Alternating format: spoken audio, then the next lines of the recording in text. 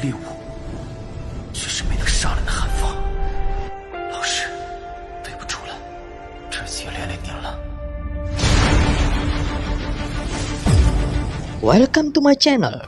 Dukung terus channel ini dengan like, share, comment, and subscribe.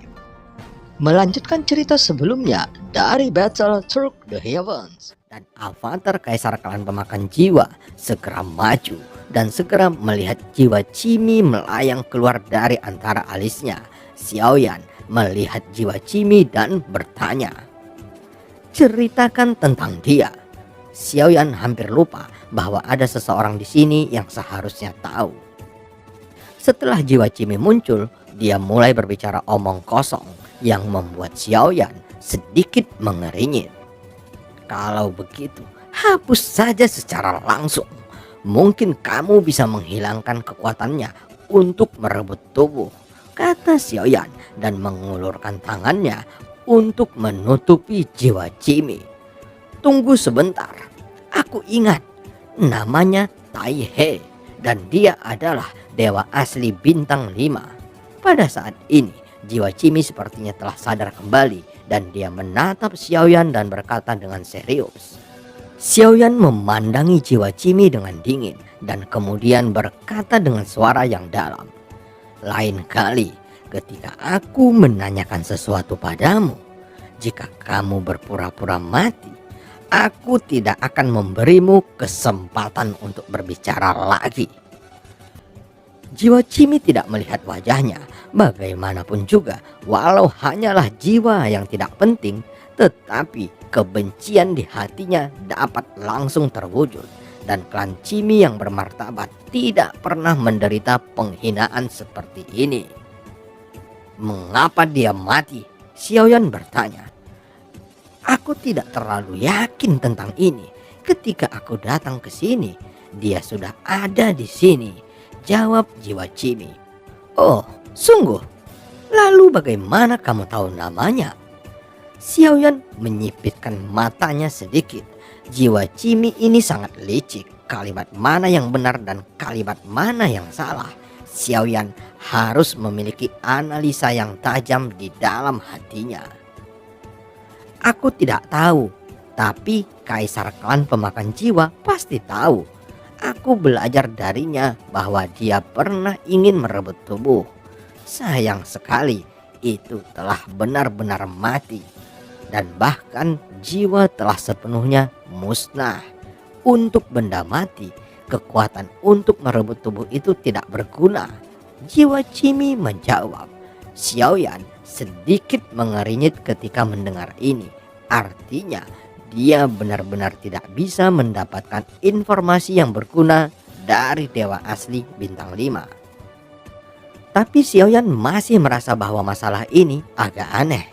Bukan karena mayat dewa asli itu aneh, tetapi keberadaannya di sini membuat Xiaoyan merasa aneh. Xiaoyan melihat ke jiwa Cimi lagi. Matanya tidak memihak dan dia menatap jiwa Cimi.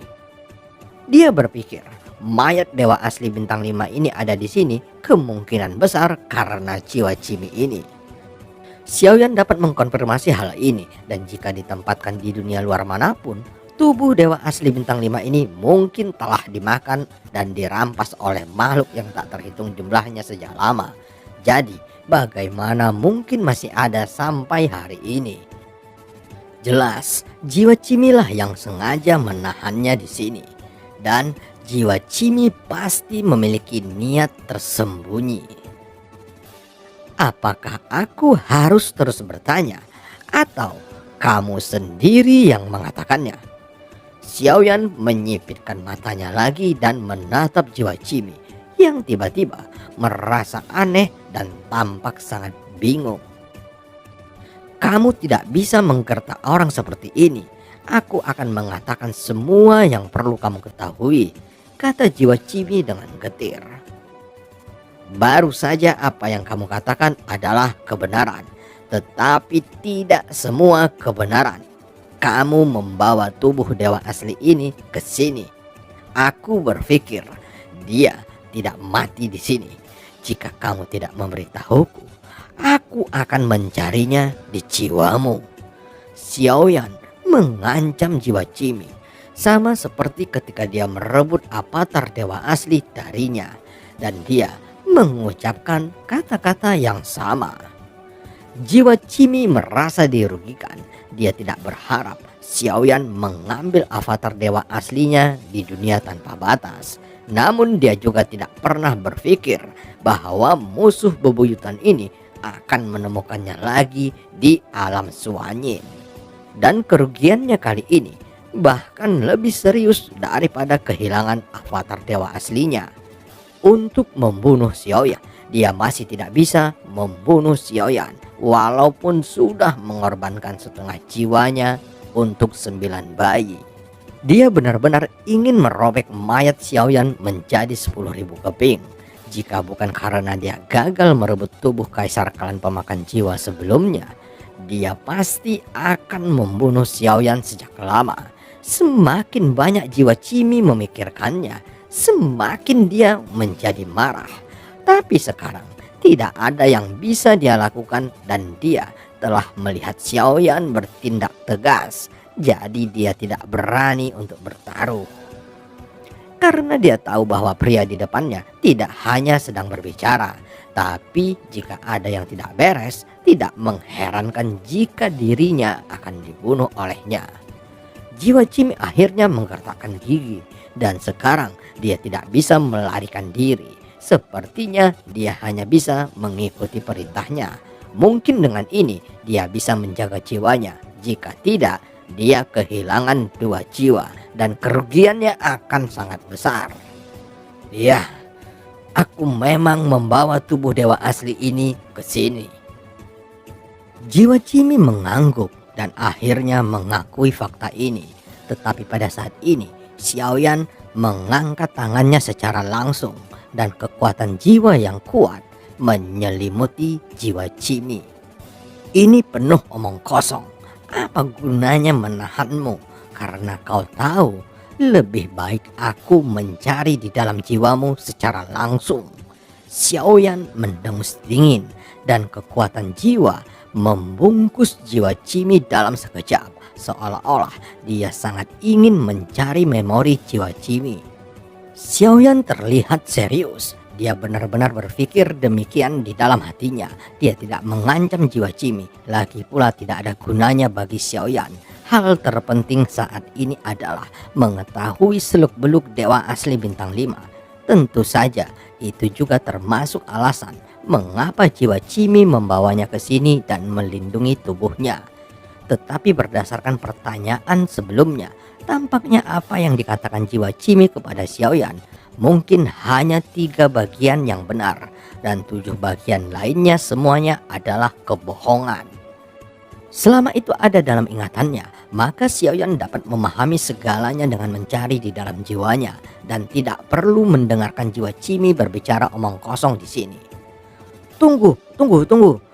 Jika kamu mencari di dalam jiwaku, aku akan meledakkan diriku sekarang juga, kata jiwa Jimmy. Aku akan memastikan dan mengatakan yang sebenarnya terlebih dahulu. Meskipun jiwa Jimmy memohon belas kasihan lagi, Xiaoyan menatapnya dengan seksama. Matanya penuh ketidakpedulian. Jiwa Jimmy cukup licik, tetapi setelah Xiaoyan memikirkannya, ini memang bukan waktunya untuk memusnahkannya. Bagaimanapun juga, dia harus berusaha sebaik mungkin untuk memeras beberapa hal yang sebenarnya berguna bagi Xiaoyan darinya. Lagi pula, selain masalah dewa asli bintang 5, Xiaoyan juga berharap untuk mempelajari darinya sesuatu tentang kekuatan klan Jimmy untuk merebut tubuh.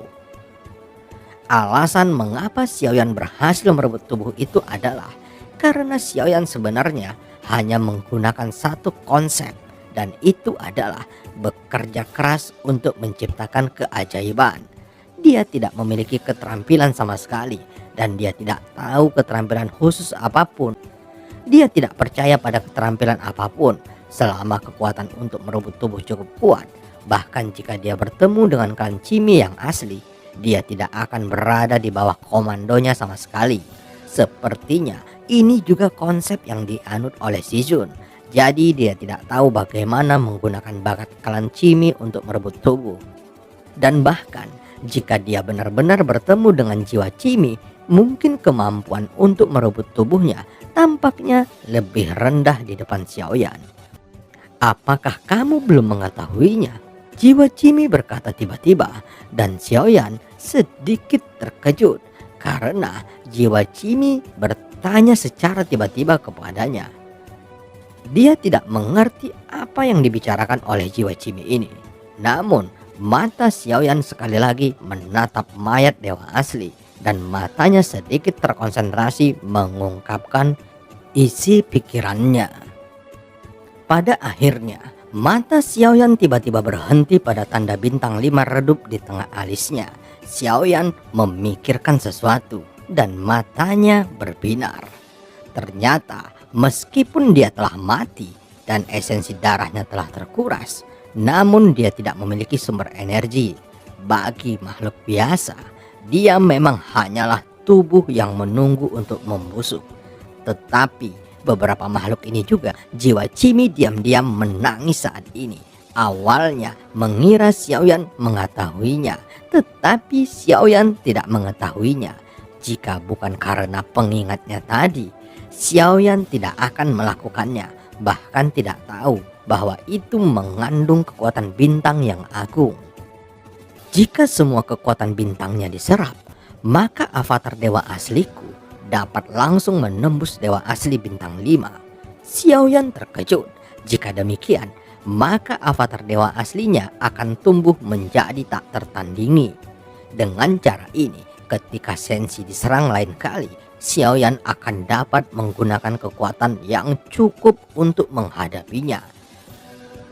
Sial, dengan cara ini dia akan menjadi sangat kuat. Bahkan jika aku masih memiliki avatar, aku khawatir aku tidak akan menjadi lawannya di masa depan. Tidak, aku tidak akan membalas dendam ini. Aku tidak bisa membiarkan avatar lain dan Momo ini bertemu. Jiwa Cimi bergumam. Dia sepertinya mengerti sekarang bahwa pemburu sering muncul dalam bentuk mangsa. Pada saat ini, dia semakin memahami bahwa semut yang sebenarnya adalah dia. Dia diam-diam mengerang di dalam hatinya, tetapi tampaknya sudah terlambat untuk mengatakan apapun. Xiaoyan telah sepenuhnya memahami semua inisiatif.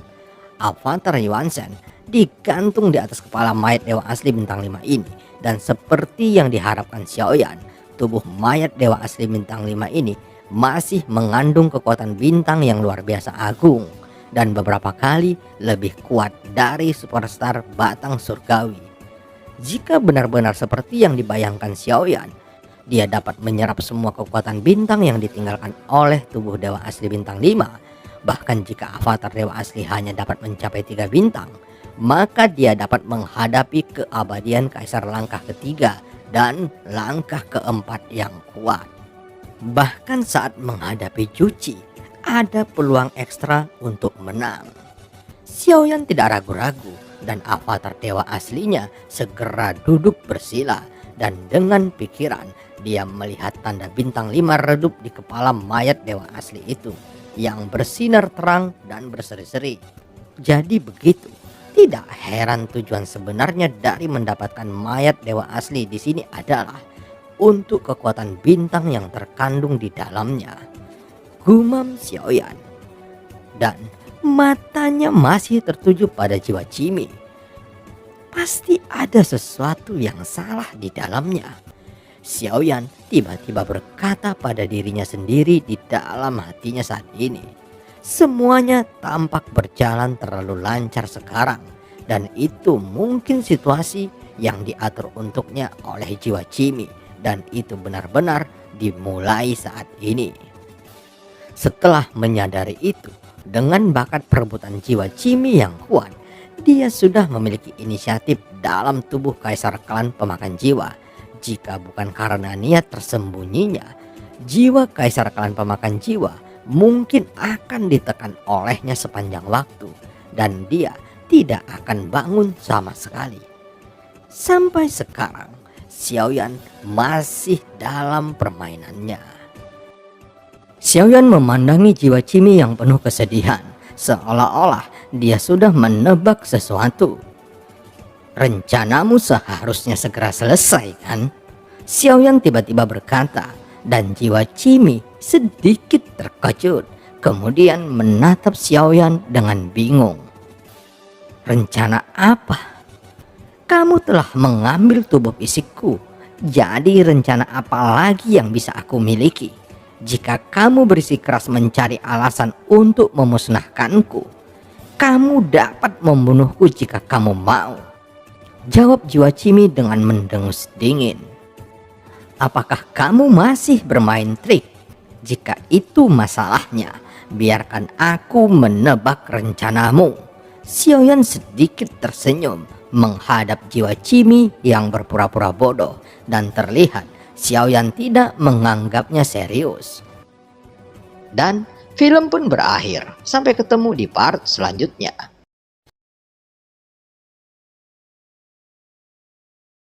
还有何用？ 若是当年不与那人硬然定什么3年之约，恐怕也不会是这个家族。今日失散，兄儿，你要走？一旦被他们锁定了位置，我们俩都会性命堪忧。所有的阴谋，只为了这一天，我已经等待了太久。今天若是你能够安然无恙地走下擂台，萧炎从此不再踏进迦南学院半步。他迟早会发现的。既然如此，就给他一个惊喜吧。今天我不会让你们两人彻底的闭上嘴。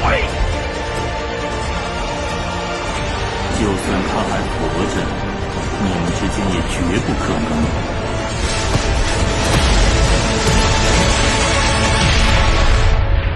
加玛帝国云岚宗，我萧炎回来了。